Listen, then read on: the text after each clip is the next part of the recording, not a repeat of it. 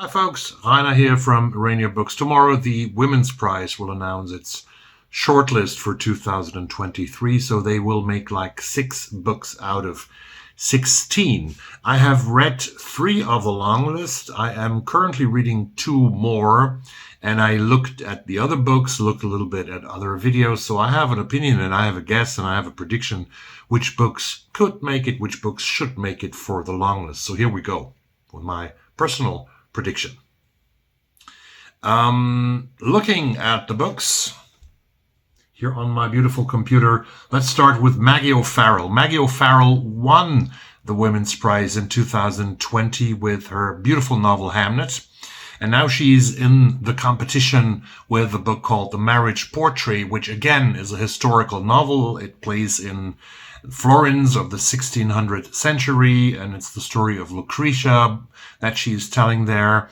And I haven't read it yet. I have ordered it from the library, and I'm very, very sure, knowing Maggie OMalley's writing from Hamnet, that she is delivering a beautiful piece of literature, and that's also what I've heard. The second book is also a former winner of the Women's Prize. Then it was called Orange Prize for Fiction in 2010. She won the prize for her novel, The Lacuna. And she is, for many people out there, the huge favorite of winning the Women's Prize. And yes, she has to be on the shortlist. This book is so powerful. It's so strong. It's Demon Copperhead by Barbara Kingsolver from the United States, of course. The story of a young orphan from Appalachia, from Lee County in the state of Virginia, and the story of poverty and the story of a survivor. First, I got myself born. And yes, this is a book that is closely connected to the classical novel of Charles Dickens, David Copperfield, but you don't have to read David Copperfield to be able to enjoy and to cherish Demon Copperhead. Third title I want to talk about here, and the book that I've read, second book that I read, is Louise Kennedy's Trespasses, which is a new take on the Troubles in Ireland, in Northern Ireland, exactly in Belfast, plays in the 1970s. It's a love story between a young Catholic woman and an older Protestant man, Kushla and Michael, and a love story that will not end good. You know it from the beginning. It's a very slow-paced book. She's building atmosphere a lot. She is crafting this very, very well, Louise Kennedy, in her debut novel, but I wasn't so convinced of it, and I wouldn't put it on the short list. But I mention it because it's one of the books that I really can have a very good opinion about. The next one, I heard so many good things about it that I think it might make the shortlist. This is Perini Shroff's novel, The Bandit Queens from India. It has been described by the jury here, a darkly irreverent and fresh take on a feminist revenge thriller, and has been compared to the novel My Sister the Serial Killer, which I read a few years ago, which I enjoyed, but which I wouldn't find award material. So I'm not so sure about The Bandit Queens, but I think it has a good chance. Even because it comes from India and there's not so much Asian literature here on this list. Then we have Tara M. Stringfellow, Memphis, a story of 3 generations of black women in Memphis, Tennessee, the hometown of blues, of R&B music, a very musical town in Tennessee. Tennessee is a musical state. You have Nashville also there. So Tara M. Stringfellow should be interesting novel. I heard, though, things, and I saw a video by one of our booktuber colleagues by Chocolate Covered Pages, and her name is Keone. Keone had a very personal encounter with the author, Tara M. Stringfellow, on Instagram. You should see that video. I'll link it down below. It was really controversial, and I didn't like the answers and the response of the author to Keone's not even criticism of the book, but she said the male characters are flawed. I have also ordered Memphis from the library, and let's see what I will think about this novel, but this is a strong contender nevertheless. Then a book which probably is a personal favorite of mine, Fire Rush by Jacqueline Crooks from London. I just finished it last week. This is a book of a debut author. She has written 16 years on that novel. It's the story of a young black woman with ancestors, with background in Jamaica, growing up in London of the 1970s, early 1980s.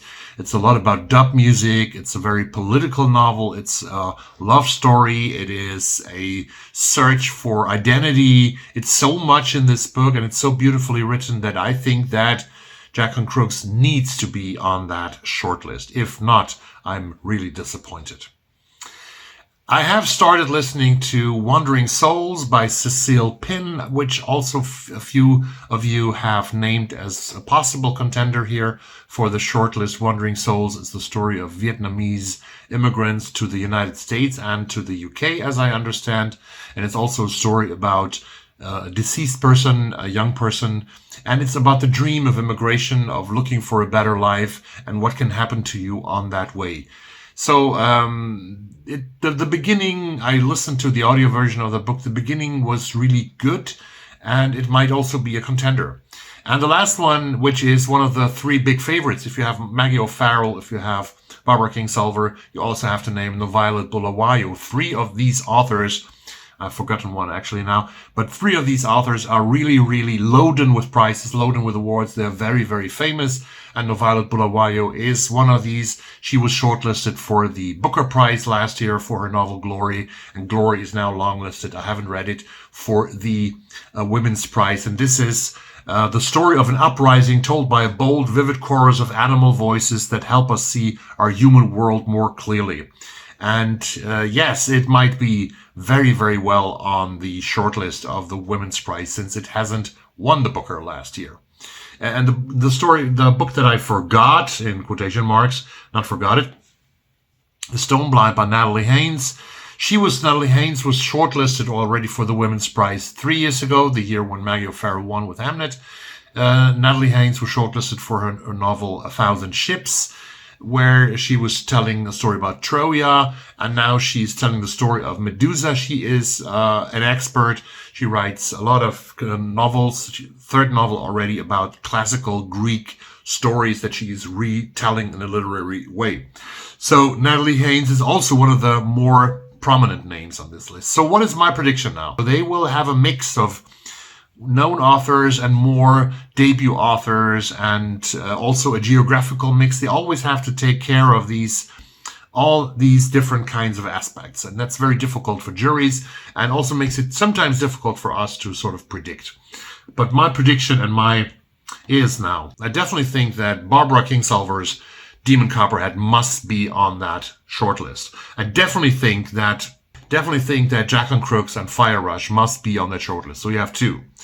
The rest, I think that Maggie OMalley will be on the shortlist with The Marriage Portrait, and I think that Violet Bulawayo will make it with Glory. So we have four if we take these. And then I guess that Tara M. Stringfellow has good chances, because they won't look at a controversy with Memphis, the story of three black generations of family of women in Memphis, Tennessee.